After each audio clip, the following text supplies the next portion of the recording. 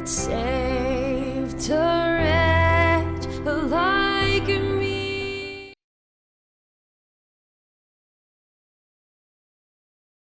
Goeiedag. Ons kyk weer na die evangelie, die goeie nuus van Jesus Christus, wat gekom het vir elke mens. En dis belangrik as 'n mens gaan kyk na jou eie lewe. Ek glo daaraan dat jou beste getuienis wat jy het, is jou eie getuienis. En baie keer is dit hartseer om te sê dat baie mense het nie 'n getuienis nie. Dat ons is maar kerkgangers en dis maar waar ek was. Maar dit is so belangrik as daar hierdie werklikheid in jou lewe gebeur. Nou met my was dit gewees, waar ek gesit het en ek het ook maar deur al die stampe en die stote gegaan en die lewe was dan op, dan onder, dat ek op 'n stadium het ek gekom en regtig op met die Here begin praat in alle respek, en dit is iets wat ek natuurlik glo, dat hy sê die vrees van die Here is die begin van alle wysheid, dat ons moet altyd besef met wie ons te doen. God is nie jou speelmaat nie, dat ons absoluut in hierdie werklikheid en eerbied en ontzag vir hom sal hê. En ek het met God begin praat oor die werklikheid van wat help dit ek bly nog op aarde, en ek sien ek gaan dit mis, en as ek nou kerk toe gaan, dan hoor ek daar, maar ek mis dit, en almal het gesondig en het ontbreek al aan die heerlikheid van God. En al hierdie goed gehoor, en ek het besef, ek gaan dit in elk geval nie maak nie, hoekom nog 20 jaar leef, of 30 jaar leef, en suffer in silence, en al die goede. En maar ek het gekom, en ek het vir die Here gevra, Here, wys my die werklikheid, die realiteit. En dit is so, iemand het op 'n stadium vir Kobus gesê, oor 'n boodskap wat hy gebring het, gesê, as hy nie weet wat daar is, of 'n woord kort, dan sê hy dat, voeg hy sommer die woord realiteit daarin, want hy gebruik dit baie. Maar die werklikheid is, dit is nou amper soos hierdie Big Brother show en al daai goede wat ons lank terug gehad het. Die begin daarvan was om hierdie werklikheid by ons wakker te maak, dat daar's 'n realiteit en jou hele werklikheid is nou 'n realiteit. Dis nou jy en die Here. Die Here het vir jou groot werklikheid gedoen, en dis vir jou, wat maak jy daarmee? En jou lewe is 'n realiteit in Christus. En ek het altyd gedog, dit werk so, dat as jy na jou lewe gaan kyk, volgens die skaduwee, die Ou Testament, die uittog uit Egipte en deur die Rooi See, en dan was dit in die woestyn gewees, en die mens vat 'n woestynpad, en elkeen vat 'n woestynpad, en dit gaan swaar, en dis maar hierdie manna, en die kwartels, en al die goede, en soveel dinge wat oor hulle kom, en soveel dinge wat gebeur, en tot hulle op die einde by die beloofde land kom, naamlik die Kanaan, wat hulle dan die Jordaan moet oorsteek. Maar naarmate ons na die werklikheid gaan kyk, dan sien jy dat God se ewige voorneme was Jesus Christus gewees, sê Efesiërs 3 vers 11. En hy het ons gebring op die plek voor die Jordaan, waarby elkeen van ons het nou 'n keuse. Hy sê aan almal wat aan hom geglo het, het hy mag gegee om kinders van God te word, aan hulle wat in sy naam glo. Hy sê, wat nie gebore is uit die wil van die vlees, of uit die wil van 'n mens nie, maar hulle wat uit God gebore is. Dan sien jy telke male, dan praat die skrif van, jy's nou 'n nuwe skepsel. Die ou mens het verbygegaan, die ou dinge het verbygegaan. So dit is daar die oue werklikhede, en die Here bring ons by daai werklikheid. Hoor mooi wat sê 1 Johannes 5. 1 Johannes 5 begin, en sê hy, hoe is dit dat julle getuienis van mense glo, maar jy glo nie wat God sê nie? Dan sê hierdie skrif, ek vry vertaal net, hy sê die woord is die getuienis wat God gegee het aangaande Jesus Christus. En dan sê hy wat in God nie glo nie, het God tot 'n leienaar gemaak. Kan jy dink dat 'n mens so iets sou wou doen, om God tot 'n leienaar te maak, as jy nie glo wat die skrifte sê nie? En hy gaan verder, hy sê, en dit is die getuienis van God, dubbelpunt. Hy sê, dat God het sy seun in die wêreld gestuur, en hy wat die seun het, het die lewe. Hy wat die seun van God nie het nie, het nie die lewe nie. Hy sê, ek skryf hierdie dinge aan julle, dat julle kan weet dat julle die ewige lewe het, en kan glo in die seun van God. Met ander woorde, dis nie dat ek kom op 'n punt waar ek ook nou deur die woestyn moet gaan, en ook al deur hierdie onwerklikhede moet gaan en my lewe aanvaarbaar maak vir God en 'n beter mens word en nie. Dis absoluut daai werklikheid wat elke dag voor elke mens staan. God het ons die ewige lewe gegee. Die lewe is in sy seun. Aanvaar daai lewe en jy het die lewe. Aanvaar dit nie en jy het dit nie. Efesiërs 1:13 sê dit vir ons baie duidelik. Hy sê, in wie julle ook, nadat julle die woord van die waarheid, dis Jesus Christus, die evangelie van jou redding, nie die evangelie van Egipte land en van die woestyn en die Rooi See, hy sê die evangelie van julle redding, dat julle nou gered is, dat julle by daai werklikheid is. Hy sê daai evangelie van jou redding gehoor het, né? Baie mense het dit gehoor, maar hy sê geloof kom deur die gehoor en gehoor deur die woord van God. En na mate jy dit hoor en hoor en hoor, begin jy later oortuig word dat dit so is. En dit is geloof. Hy sê, wie jy nadat jy dit gehoor het en dit geglo het, word jy verseël met die belofte van die Heilige Gees. Mense, nou as jy by daai verseëling uitgekom het, met ander woorde, dis nie jou ou lewe nie, dis absoluut 'n nuwe lewe. En dan sit jy met die werklikheid wat jy dan net moet kom en in hierdie werklikhede jou eie maak en daarin opgroei. Kyk mooi wat sê Kolossense 1:9. Hy sê daarom hou ons nie op nie van die dag dat ons dit gehoor het om vir julle te bid en te vra dat julle vervul mag word met die kennis van sy wil in alle wysheid en geestelike insig. Alle wysheid en geestelike insig, sodat julle waardiglik voor die Here mag wandel, om hom in alles te behaag en julle in elke goeie werk vrug mag dra. Dat jy in elke goeie werk mag vrug dra. Met ander woorde, dis nie meer joune nie. Jy weet, Galasiërs 5:22 het gesê, dat die Gees dra nou die vrugte. Hy sê, in elke goeie werk vrug mag dra en in die kennis van God mag groei. Dat jy nou in die kennis van God mag groei. So dis absoluut, wat is daai kennis? Hy sê in 2 Petrus 1 van vers 2 af, dan sê hy, dat jy in genade en kennis mag toeneem. Hy sê immer, sy goddelike krag het ons alles geskenk wat tot die lewe in God vrug dien. Hy sê deur die kennis van hom. Jy sien, nou kom hy weer die inligting wat na jou toe kom. Met ander woorde, hoe groei 'n mens in die natuurlike? Jy eet. En hoe groei jy in die geestelike? Jy eet van die woord. Die woord geloof kom deur die woord van God. En dit is wat jou by 'n groter werklikheid uitbring. Met ander woorde, hy sê immer sy goddelike krag het ons alles geskenk wat tot die lewe in God vrug dien deur die kennis van hom. Hy sê, waardeur hy ons die grootste en kosbaarste beloftes geskenk het. Jy sien, dis reeds joune, maar deur die kennis daarvan te kry, en jy dit joune kan maak, met ander woorde, jy kan dit hoor en dit glo. Oomblik wat jy dit glo, word jy verseël. Hy sê, sodat jy daardeur deelgenote kan word van die goddelike natuur. Dis absoluut daai groot werklikheid. Nou moet 'n mens sien dat dit is absoluut hierdie werklikheid, dat God verbeter nie iets nie.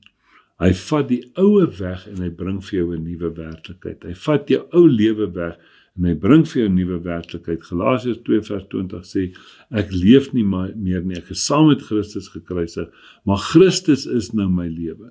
So jy kry absoluut daai nuwe werklikheid wat dan joune word. So, as ons gaan kyk deur die hele skrif, dan sien jy in Genesis toe die mens sondig, toe gaan God en hy sê vir hom, die grond waaruit jy geneem word, sal voortbring dorings en distels. En dan kom die hele Ou Testament, wat hy nou die mens profeteer na Jesus Christus toe, kom hy byvoorbeeld, daar's baie plekke en baie skrifte, maar in Jesaja 55, dan sê hy, nou in daardie dag, dis nou wat hy vir wys na Jesus, hy sê, sal daar in die plek van die doringbloem 'n sipres wees, en die plek van die distel 'n mirte. Met ander woorde, baie belangrik, dat God verbeter nie iets nie, hy vat die oue weg en hy bring die nuwe. As ons byvoorbeeld gaan kyk na Matteus 5, dan praat hy van die sout, van die aarde, en dan, mense praat baie daaroor in vers 13, dan sê hy, joh, as die sout het nou laf geword, dan is dit net goed om uitgegooi te word. Nou, hy sê, daar kan niks meer met dit gedoen word nie. So, Jesus kom en hy gaan en hy verduidelik dit vir die mense. Want nou sit jy en jy sien jou lewe het nou laf geword. Jy het nie meer 'n werklikheid nie. Jy kan nie meer smaak gee aan die lewe nie. Jy kan nie smaak gee aan ander mense nie. En dan kom jy en jy besef, wat het Jesus gedoen? Hy sê, daai sout wat laf geword het, sal op die straat uitgegooi word, want hy moet 'n nuwe sout bring, 'n nuwe werklikheid bring. Hy praat in Matteus 7, hy sê die ou boom, 'n slegte boom kan nie goeie vrugte dra nie, 'n goeie boom kan nie slegte vrugte dra nie. Wat sê hy vir die mense? Hy sê, weet jy wat, ek gaan kom om die ou boom uit te kap. Ek gaan daardie slegte boom gaan ek kom uitkap, en ek gaan vir julle 'n nuwe boom bring. Kyk wat sê hy in Johannes 15. Hierdie skrifgie is die skrifgie wat vir my lewendig gemaak het. Johannes 15, hy sê, ek is die ware wynstok, my Vader die landbouer. Hy sê, elke loot wat in my nie vrug dra nie, neem hy weg. En elke loot wat vrug dra, die maak hy skoon. Jy sien, dit is absolute werklikheid wat hy doen. Dis 'n nuwe werklikheid en dis wat hy doen. Hy sê, maak hy skoon sodat dit meer vrug kan dra. Hy sê, julle is al reeds rein deur die woord wat ek tot julle gespreek het. Bly in my soos ek in julle, net soos die loot geen vrug kan dra van homself, as dit nie in die wynstok bly nie, so julle ook as julle nie in my bly nie. In ander woorde, dis 'n nuwe werklikheid wat God geskep het, en wat hy elke mens in Christus gesit het, en jy's nou ingeënt in daai werklikheid.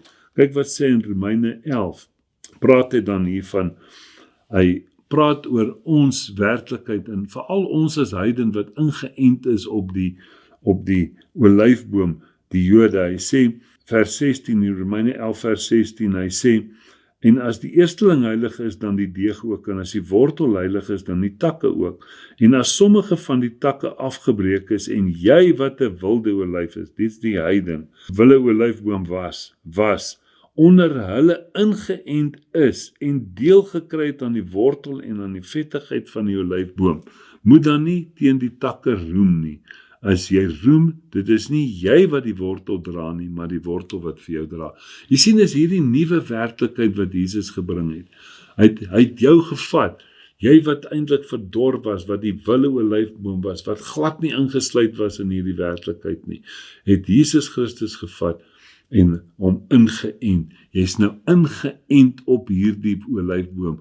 En dis nie, jy dra nie vrug nie, want jy raak nie eens grond nie, jy kan nie eens van die sappe en die water en die nutrients kry nie. Dis absoluut die wortel wat dit vat en die takke wat dit vat. En jy wat net 'n loot is, maar hy sê jy moet daarin bly. Dan gaan hy verder hier, dan sê hy, let dan op die goedertierenheid en die gestrengdheid. Goedertierenheid en die gestrengdheid van God. Gestrengdheid oor die wat geval het, maar goedertierenheid oor jou, as jy in die goedertierenheid bly, anders sal jy ook afgekap word. So wat moet jy doen? Jy moet in hierdie werklikheid bly. En dis wat die skrif vir ons sê.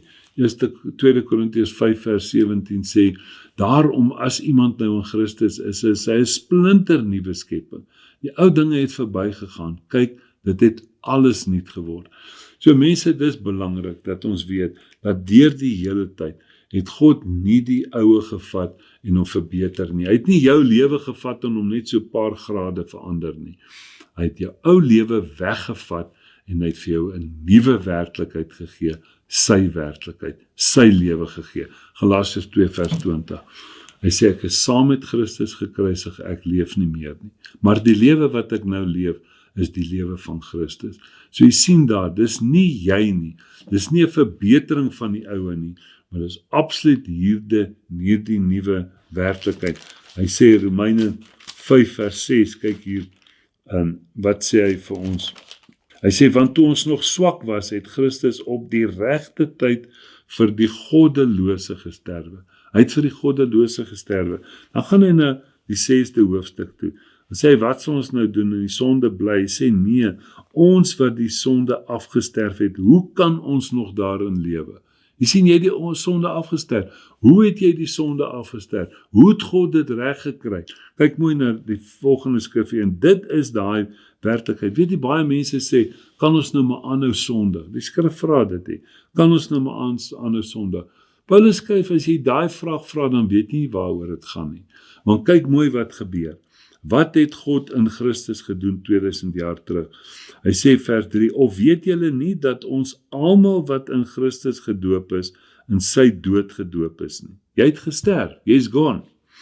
Hy sê ons is dus saam met hom begrawe deur die doop in die dood, sodat net soos Christus uit die dode opgewek is deur die heerlikheid van die Vader, ons so ook in 'n nuwe lewe kan wandel. Mense, dis wedergeboorte. Almal wil sê, ons is wedergebore. Praat met iemand en sê, ek is 'n wedergebore Christen. Wat beteken 'n wedergebore Christen? Beteken, die ou lewe is weg. Daar's 'n nuwe geboorte. Met ander woorde, 'n nuwe lewe. Hoekom wil ons die ou lewe leef, as ons die nuwe lewe gekry het, die lewe van Jesus Christus? En hy spreek dit nou aan hier. Hy sê, vers 5, want as ons met hom saamgegroei het, deur die gelykvormigheid aan sy dood, aan die ou mens afgesterf het, hy sê, sal ons dit tog ook wees deur die aan sy opstanding, aangesien ons weet dat ons die ou mens saamgekruisig is, sodat die liggaam van die sonde tot niet gemaak sou word, en ons nie meer die sonde sou dien nie. So wat het hy gedoen? Hy het die oue weggevat, hy het jou ou lewe weggevat, en hy het nie weer vir jou ou lewe teruggegee nie. Dus die hele skrif is vol van daai werklikhede. Hoor hoe mooi sê Efesiërs 2 dit. Ek sê altyd, as jy nie met iemand moet praat en jy weet nie presies wat om vir hom te sê nie, lees vir hom Efesiërs 2. En julle het hy lewend gemaak wat dood was deur die misdade en die sondes. Jy sien, jy was dood gewees en hy het vir jou 'n lewe gegee. Hoe werk dit? Hy sê, hierdie lewe waarin julle tevore gewandel het volgens die loop van die wêreld, volgens die owerhede van die mag van die lig, van die gees wat nou in die kinders van die ongehoorsaamheid werk, onder wie ons almal ook vroeër gewandel het, in die begeerlikheid van die vlees, toe ons die wil van die vlees en van die sinne gedoen het, en ons was nature kinders van die toorn, net soos ook die ander hel verdien. En dan kom hy en dan sê vers 4, maar God wat ryk is in barmhartigheid, het ons deur sy groote liefde, waarmee hy ons lief gehad het, ook toe ons dood was deur die misdade, het hy ons lewend gemaak saam met Christus. Uit genade is jy gered. En hy het jou nie net gered nie, hy sê, en saam opgewek en saam laat sit in die hemele in Christus Jesus. Sien jy daai ding? Hy sê, saam laat sit in die hemele in Christus Jesus. Hy gaan verder, dan sê hy, vers 19, so is julle dan nie meer vreemdelinge en bywoners nie, maar medeburgers van die heiliges en huisgenote van God. Jy sien, eers was jy, in die eerste vers het jy gelees, jy was dood in jou misdade. Nou hoor jy's huisgenoot, absoluut net die werkverrigting van God in Jesus Christus, vir jou om te aanvaar, van die dood tot 'n medeburger van die heiliges. Mense, dis fantasties, dis hoekom dit die goeie nuus is, maar dis absoluut dit wat Jesus Christus gedoen het, toe hy jou ou lewe weggevat het. As jy jou ou kar verkoop het, ry jy nie meer met hom nie, jy dien hom nie meer nie, jy gee nie meer aandag aan hom nie. En jy is absoluut met hierdie nuwe werklikhede. En dit is presies wat Paulus gesê het in Filippense 3. Hy praat hier daarvan, hy was die beste van die bestes.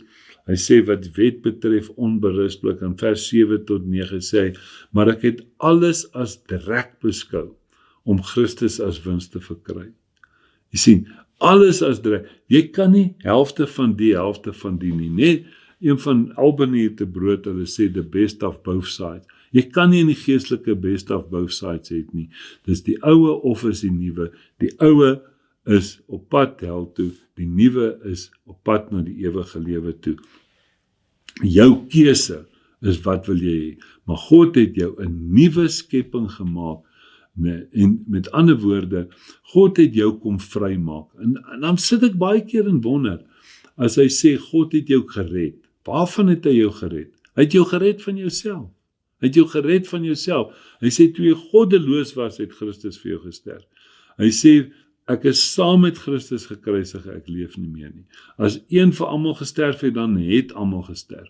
Die ou mens is saam met Christus gekruisig. Met ander woorde, toe God die mens kom red, het hy jou heel eerste van jouself gered, van jou pogings, van jou bydrae. Ek het hierdie stukkie op 'n stadium gehad wat ek het neergeskryf het, is jy sal nie weet wie jy is voordat jy uitvind of weet wie God is nie. Mense, jy moet dit is absoluut geloof wat na jou toe kom. Jy moet dit uitvind. Jy moet weet wat God gedoen het in Jesus Christus. Dan kom hy dan sê hy daarvan. Hy praat daarvan in 1 Korintiërs 2 vers 12. Hy sê daarom het God nou, toe hy ons opgewek het hy nie vir ons 'n gees van die wêreld gegee nie, maar hy het vir ons sy gees gegee, sodat ons nou kan weet as die nuwe skepsel, wat hy ons uit genade geskenk het. Mense, dit is so belangrik. En nou wil ek net vinnig afsluit met hierdie werklikheid van Romeine 6, waarby ons net nou was, as hy sê, die ou mens is saam gekruisig. Dan gaan hy verder in Romeine 6, dan skryf hy daar vir ons, hy sê vers 16, hy sê, weet julle nie dat aan wie julle julleself as diensknegte tot beskikking stel om hom gehoorsaam te wees, julle diensknegte is van hom aan wie julle gehoorsaam is nie, of van die sonde tot die dood, of van die gehoorsaamheid tot die geregtigheid. Dis 2. God werk nie met 'n grys area nie. Dis of die werklikheid of die onwerklikheid. Dis of geloof of ongeloof. Daar's nie 'n bietjie geloof of 'n bietjie dit of 'n halwe dit nie. Jy sien, waaraan is jy gehoorsaam? Hy sê, maar ons dank God dat julle wel diensknegte van die sonde was. Mense, dit is so belangrik, want die oue is weg, die nuwe het gekom. Nou is jy in daai nuwe werklikheid, dat jy diensknegt van die sonde was, maar van harte gehoorsaam geword het aan die voorbeeld van die leer wat hy aan ons oorgelewer is. En hoor vers 18, en vrygemaak van die sonde het julle diensbaar geword aan die geregtigheid.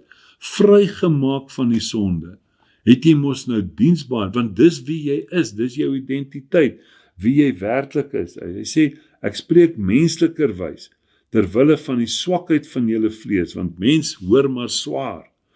Hy sê, want net soos julle lede diensbaar gestel het aan die onreinheid en wetteloosheid om wetteloos te lewe.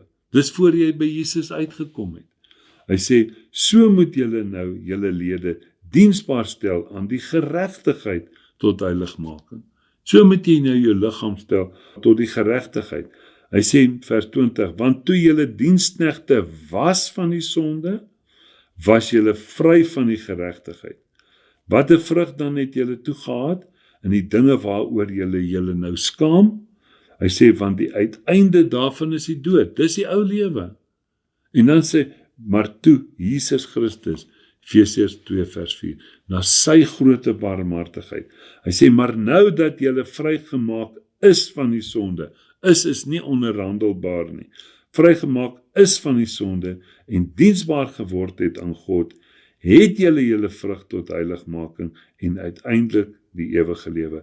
Jy het nou diensbaar geword aan God. Met ander woorde, dis belangrik, dat ons moet hierdie werklikhede, hy sê dat julle nou in die kennis van God mag groei, in alle goeie werke mag groei, die werklikheid wat God vir ons gesê het.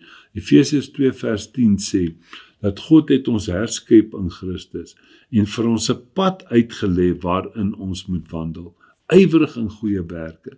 So, net soos wat die ou mens met die slegte dinge betrokke was, en diensbaar was aan die slegte en die verkeerde, het julle nuwe lewe, en julle is nou diensbaar aan die werklikhede, en uiteindelik het julle vrug tot heiligmaking, en uiteindelik het jy nou die ewige lewe.